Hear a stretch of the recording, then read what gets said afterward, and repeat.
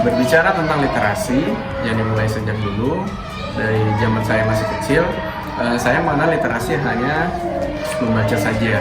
Namun seiring perkembangan zaman, ternyata literasi itu tidak sekedar hanya membaca, bisa dikembangkan dengan hal-hal yang lain yang bisa untuk mengembangkan ide, memperdalam ilmu pengetahuan. Saat menemukan kelompok diskusi, saya memperdalam lagi apa itu literasi, dan literasi bisa membuat banyak terobosan baru, lebih condongnya ke literasi digital sampai literasi keuangan.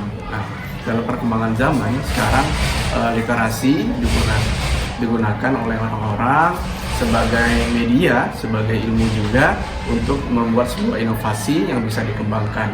Dari literasi ini saya bisa menjadi pembelajar sepanjang hayat, bukan saja pembelajar yang didapatkan ilmu hanya dari buku, tapi dari sumber-sumber media yang mendukung literasi yang lain. Saat ini, literasi tidak lagi terbatas pada kemampuan membaca dan menulis, tetapi telah berkembang mencakup literasi digital. Di tengah arus informasi yang sangat deras, kemampuan menyaring, mengevaluasi, dan memverifikasi informasi menjadi sangat krusial. Berdasarkan pengalaman pribadi saya pernah keliru dalam memahami informasi karena menerimanya tanpa konfirmasi. Dari situ, saya belajar pentingnya menerapkan sikap skeptis yang sehat, tidak langsung percaya, tetapi mengonfirmasi melalui sumber yang kredibel dan terus membuka diri untuk belajar. Literasi digital bukan sekedar kemampuan menggunakan perangkat atau mengakses informasi saja, melainkan juga mencakup keterampilan berpikir kritis, etis, dan reflektif dalam mengelola informasi. Ini merupakan kompetensi penting dalam membentuk individu yang bijak, bertanggung jawab, dan tangguh di era digital. Menurut saya, literasi berperan dalam membentuk karakter.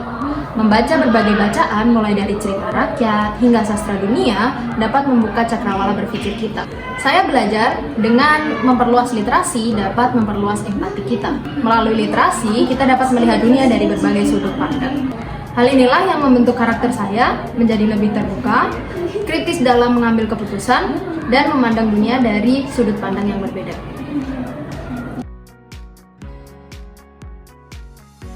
Kedepannya, saya akan ikut membangun komunitas literasi berbasis minat. Jadi, saya percaya bahwa membaca itu akan lebih menyenangkan apabila disesuaikan dengan ketertarikan masing-masing individunya. Bayangkan jika dalam komunitas kecil seperti ini, kita dapat membaca macam-macam hal seperti budaya, teknologi, alam, maupun yang lainnya sesuai dengan passion dan minat mereka.